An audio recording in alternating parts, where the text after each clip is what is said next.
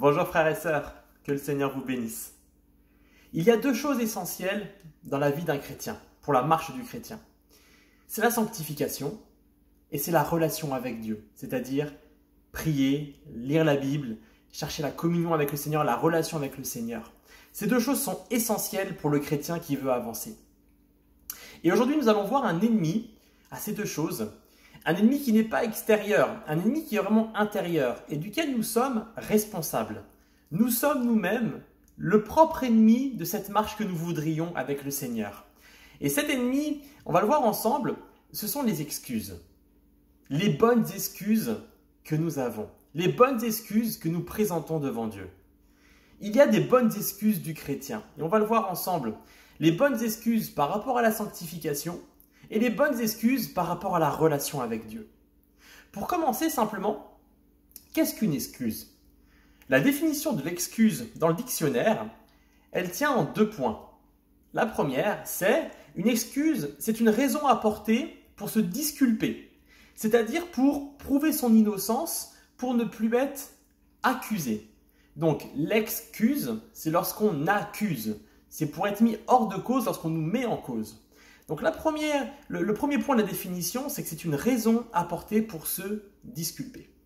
Le deuxième point de la définition, c'est une raison apportée pour se soustraire à une obligation. Je donne une excuse pour ne pas faire ceci, je donne une excuse pour ne pas faire cela. Donc 2 points. À chaque fois, ce sont des raisons qui sont apportées, des raisons qui sont données dans un but précis, que ce soit pour être disculpé ou que ce soit pour être soustrait à une obligation. Et finalement, ces 2 points de la définition rejoignent totalement ce que nous avons dit en introduction, rejoignent les 2 choses importantes dans la vie du chrétien, dans la marche du chrétien, qui sont la sanctification et la relation avec Dieu. On va le voir ensemble. Donc le premier point, nous avons des excuses pour être disculpés devant Dieu, pour se disculper devant Dieu, pour être mis hors de cause. Et on va le voir ensemble, ça a commencé très tôt. Ça a commencé très tôt face au péché. C'était simplement dans les premiers chapitres du livre de la Genèse. Il est dit au chapitre 3, versets 11 à 13, on parle de Adam et Ève qui ont péché dans le jardin. Et là, Dieu se présente à eux et l'Éternel, Dieu dit, verset 11, « Qui t'a appris que tu es nu? Est-ce que tu as mangé de l'arbre dont je t'avais défendu de manger ?» Verset 12, l'homme répondit, « Mais c'est la femme que tu as mis auprès de moi qui m'a donné de l'arbre et j'en ai mangé. » Alors l'Éternel Dieu dit à la femme, « Pourquoi tu fais cela ?» Et la femme répondit, « Le serpent m'a induit en erreur et j'en ai mangé. » Amen. Frères et sœurs, les premières bonnes excuses arrivent dès le commencement de l'humanité. C'est vraiment inscrit dans l'homme, c'est quelque chose que l'homme fait en général. Et bien sûr, lorsque nous étions un converti, c'est quelque chose qui devait arriver fréquemment. Et malheureusement, même devenus chrétiens, nous avons parfois des bonnes excuses. Nous donnons des bonnes excuses à d'autres personnes, de notre entourage, des amis, des collègues, mais parfois aussi nous donnons des bonnes excuses à Dieu. Et ici, ils sont mis devant le fait de leur péché. Ici, le Seigneur leur pose une question, il leur dit « Mais qui t'a appris que tu es nu et est-ce que tu as mangé de l'arbre dont je t'avais défendu ?»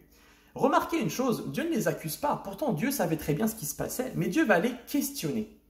Dieu leur pose une question, là il n'y a pas d'accusation. Et automatiquement, alors Adam puis Ève vont vouloir se décharger de la faute en trouvant une bonne excuse.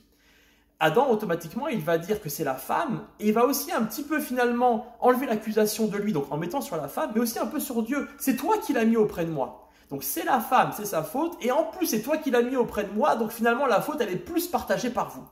Plutôt que de simplement dire et reconnaître que oui, il a péché, j'ai pris de l'arbre que tu avais défendu que nous mangions, il reporte et il donne une bonne excuse. Alors le Seigneur se tourne vers la femme et lui dit « Et toi, qu'est-ce qui s'est passé? Pourquoi est-ce que tu as fait cela ?» Et elle va dire « Mais là, c'est pas moi, mais c'est le serpent, c'est encore quelqu'un d'autre. » Et donc à chaque fois, la bonne excuse, la personne qui doit porter la faute n'est pas Adam, n'est pas Ève, mais c'est reporté à chaque fois à quelqu'un d'autre. Et plutôt que de vouloir assumer à ce moment et vouloir être pardonné de leur faute, revenir au Seigneur, et peut-être que cela aurait changé des choses, on ne le saura jamais, alors ils vont trouver automatiquement une excuse pour être déresponsabilisés du péché, déresponsabilisés de la faute. Et c'est là le premier point. La bonne excuse cherche à déresponsabiliser. Par ta bonne excuse, tu veux te déresponsabiliser devant Dieu, chercher à te faire passer pour innocent devant Dieu plutôt que de reconnaître ta culpabilité et de te repentir. Mais voilà, cela ne fonctionne pas devant Dieu, qui connaît toutes choses, qui sonde nos reins, qui sait même avant que nous lui en parlions ou avant que lui nous en parle, ce qui se passe au plus profond de notre être. Il nous voit dans le lieu secret, il nous voit dans les choses les plus intimes et cachées de nos vies. Donc rien n'est invisible devant Dieu, ça ne fonctionne pas et même cela fait empirer les choses. On va voir, ça va aller de mal en pis, même pour Adam et Ève. Et cela, finalement, ça enferme cette bonne excuse plutôt que de nous faire sortir, plutôt que de nous excuser finalement devant Dieu. Et ben on trouve une bonne excuse qui fait empirer les choses. Plutôt que l'excuse nous permet de nous sortir de ce que nous avons fait, la bonne excuse, et ben ça nous emmène encore plus profondément parce qu'on ne reconnaît pas, cela fait empirer le problème. Donc nous sommes responsables de nos fautes, mes frères et sœurs, nous en sommes totalement responsables et nous devrons en rendre des comptes. Surtout à Dieu qui voit toutes choses. Rien ni personne ne peut porter la faute, ne peut porter ta faute, la faute que tu as fait, la faute de ton péché. Tout est écrit, tout est inscrit dans le ciel, tout est connu. Et donc, il n'y a que toi qui peux passer par ce moment où tu vas devoir reconnaître ta faute, demander pardon. Et il n'y a pas de bonne excuse qui pourra t'empêcher de porter la faute. Soit tu la porteras toi-même, soit si justement tu la reconnais et tu demandes pardon, elle passe alors sur Jésus-Christ et tu es pardonné de tes fautes. Béni soit le Seigneur. Donc, ne pas reconnaître nos fautes, ça nous éloigne du pardon. Les bonnes excuses nous éloignent du pardon. Les bonnes excuses amènent à vouloir enlever la culpabilité, mais cela n'enlève pas le péché. Et il est dit dans 1 Jean 1, versets 8 à 10, « Si nous disons que nous n'avons pas de péché, nous nous séduisons nous-mêmes, et la vérité, elle n'est pas en nous. » Verset 9, « Si nous confessons nos péchés, par contre, il est fidèle et juste pour nous pardonner nos péchés et nous purifier de toute injustice. Si nous disons que nous n'avons pas de péché, nous le faisons menteur, et sa parole n'est pas en nous. » Frères et sœurs, nos bonnes excuses devant Dieu, c'est de la séduction. Nous nous séduisons nous-mêmes. Nous sommes dans le mensonge et la vérité n'est pas en nous et la parole n'est pas en nous. Nous laissons totalement de côté la sanctification, la bonne marche du chrétien. Nous rentrons dans des excuses simplement pour nous sortir de la culpabilité, mais cela ne nous sort pas du péché. Nous nous séduisons. Nous croyons que cela nous en sort, mais cela ne nous en sort pas du tout. Cela va même plus loin parce qu'on se rend même coupable de trouver des bonnes excuses devant Dieu plutôt que de reconnaître notre péché. Confesser son péché, c'est le reconnaître et c'est aussi accéder à la repentance. C'est une condition indispensable. Si tu veux accéder à la repentance, il faut confesser son péché. Il faut dire au Seigneur, oui j'ai péché, pardon. Oui j'ai péché, pardon. Et c'est là l'opposé des bonnes excuses qui fait que nous ne reconnaissons pas devant le Seigneur nos péchés. Et donc c'est très profond. Frères et sœurs, c'est pas léger, c'est pas quelque chose d'un peu rigolo, que c'est une bonne excuse que j'ai trouvée pour me sortir de là. Il y a de la gravité dans le ciel, parce que cela t'empêche de rentrer dans le pardon de tes péchés, dans la repentance qui est indispensable à chaque homme et aux chrétiens aussi.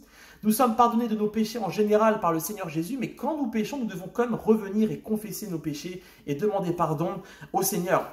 Frères et sœurs, devant Dieu, nous n'avons pas besoin de justifier notre péché, mais nous avons besoin d'être justifiés de notre péché. Je reprends, c'est important. Nous n'avons pas besoin de justifier à Dieu nos péchés, mais nous avons besoin d'être justifiés. Qui nous justifie de nos péchés, qui nous enlève nos péchés, qu'ils soient pris par Jésus et qu'ils ne soient plus trouvés en nous, que nous soyons sanctifiés. Parce que finalement, les bonnes excuses, elles font de toi ce que l'on appelle un pécheur impénitent. C'est quoi un impénitent? C'est quelqu'un qui ne se repent pas de ses péchés. Tu préfères donner une bonne excuse plutôt que de te repentir. Et c'est quelqu'un donc qui ne renonce pas à sa mauvaise habitude. S'il n'y a pas de repentance du péché, il n'y a pas de changement de vie. Donc on reste dans le péché et on continue de marcher dedans et d'amplifier les choses. Donc c'est extrêmement grave devant le Seigneur. Nos bonnes excuses font de nous des pécheurs impénitents. Nous sommes pris dans le péché, mais nous n'accédons pas à la repentance alors que le Seigneur veut le faire en nous. Il vient nous voir pour cela. Il ne vient pas nous voir le Seigneur juste pour nous montrer que nous avons péché puis nous laisser dedans, mais il nous le montre, il nous le met en lumière pour qu'il puisse nous pardonner, nous rétablir et nous faire avancer dans la sanctification. En fait, on reconnaît le péché, mais il n'y a pas de regret et il n'y a pas de renoncement. Et s'il n'y a pas de regret et de renoncement, finalement, les bonnes excuses, elles te privent de la repentance. Elle te prive de la vraie repentance. Elle enlève juste la culpabilité, mais pas le péché. Ce n'est qu'une façade. Cela libère sur le coup, mais finalement la condamnation éternelle, elle reste là. Le salaire du péché, c'est la mort, et il faut que nous puissions être justifiés, pardonnés, que nous ayons la rédemption de nos péchés. Une bonne conscience ne suffit pas. Le Seigneur veut laver en profondeur. Amen. Il veut laver vraiment en profondeur. Donc, la repentance, elle met à la lumière les choses. Et c'est pas forcément évident. C'est pas forcément évident parce que lorsque c'est mis à la lumière, ça peut faire mal. Il y a du regret, il y a des choses qui sont un petit peu difficiles. Ça peut pas être pénible, mais une fois que l'on est passé par la repentance, on est libéré et cela fait du bien. On repart à zéro, on recommence avec le Seigneur, on est vraiment purifié et c'est merveilleux. Donc la repentance, elle met en lumière le péché et la faute, c'est peut-être pénible, mais c'est vraiment ce que nous avons besoin. Et pour cela, il faut que nous arrêtions avec nos bonnes excuses. Se repentir et avoir une bonne excuse, c'est différent. Arrêtons avec les bonnes excuses, entrons dans la repentance. Et la bonne excuse ne permet pas cela. Il faut que nous assumions nos péchés et que nous arrêtions de trouver une bonne excuse. Il faut que nous arrêtions encore une fois de justifier le péché pour que nous puissions enfin être justifiés du péché par le Seigneur. Amen. Donc arrête d'excuser le péché, mais sois vainqueur du péché. Amen. Arrête de l'excuser, sois vainqueur. C'est cela le plan de Dieu, la volonté de Dieu pour ta vie. Amen. Donc premier point, la bonne excuse, elle empêche la sanctification. C'est un ennemi de la sanctification et c'est ce que l'on a vu ensemble, ça cherche à se disculper, n'est-ce pas? Et la deuxième définition que nous avions, c'était, on donnait une excuse pour pouvoir éviter une obligation, n'est-ce pas? Et on va le voir, parfois nous avons des bonnes excuses par rapport à nos obligations devant Dieu. Deuxième point. Pour cela, nous allons aller dans Luc 14, versets 15 à 24. C'est la parabole du grand festin, du grand repas. Et il est dit ceci au verset 15. Un de ceux qui étaient à table, après avoir entendu ces paroles, dit à Jésus, « Heureux celui qui prendra son repas dans le royaume de Dieu. » Et Jésus lui répondit, « Un homme donna un grand repas et invita beaucoup de gens. À l'heure du souper, il envoya son serviteur dire aux invités, « Venez, car tout est déjà prêt. » Mais tous, unanimement, se mirent à s'excuser. Le premier lui dit, « J'ai acheté un champ et je suis contraint d'aller le voir. Tiens-moi, je te prie, pour excuser. » Un autre dit, « J'ai acheté 5 paires de bœufs et je vais aller les essayer. Tiens-moi, je te prie, pour excuser. » Un autre dit, « Je viens de me marier, c'est pourquoi je ne puis venir. » Le serviteur de retour rapporta ces choses à son maître. Alors le maître de maison, irrité, dit à son serviteur, « Va promptement sur les places dans les rues de la ville et amène ici les pauvres, les estropiés, les aveugles et les boiteux. » Le serviteur dit, « Maître, ce que tu as ordonné a été fait et il y a encore de la place. » Et le maître dit au serviteur, « Va par les chemins et le long des haies et contrains les gens d'entrer afin que ma maison soit remplie.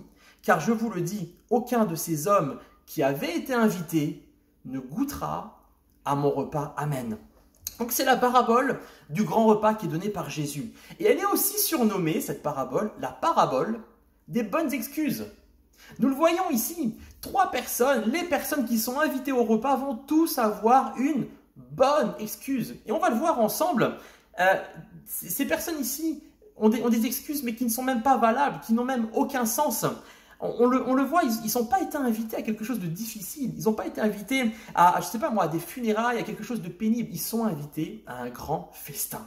Ils sont invités par un maître, par quelqu'un qui a préparé avec tellement d'attention pour ces invités quelque chose de merveilleux. Et là, il va y avoir des bonnes excuses, mais qui sont tellement ridicules, qui n'ont tellement aucun sens. Regardons-les ensemble, les 3 cas qui sont donnés. Le premier dit, « J'ai acheté un champ, je dois aller le voir, excuse-moi, je te prie. » Là, il y a 3 incohérences qu'on peut relever. Premièrement, il n'est pas allé voir son champ avant de l'acheter. Est-ce que vous achetez une voiture sans la voir? Est-ce que vous achetez une maison sans la voir? Pourquoi a-t-il acheté ce champ sans le voir auparavant? Pardon. La deuxième chose, le champ était acheté. Qu'est-ce que cela changeait d'aller le voir maintenant ou plus tard? Il est dit dans le texte que c'était l'heure du souper. C'était donc tard dans la journée. Peut-être qu'il commençait à faire sombre, à faire nuit. Est-ce que c'était même le bon moment pour aller voir un champ et pour se rendre compte de l'état du champ, de la qualité du champ?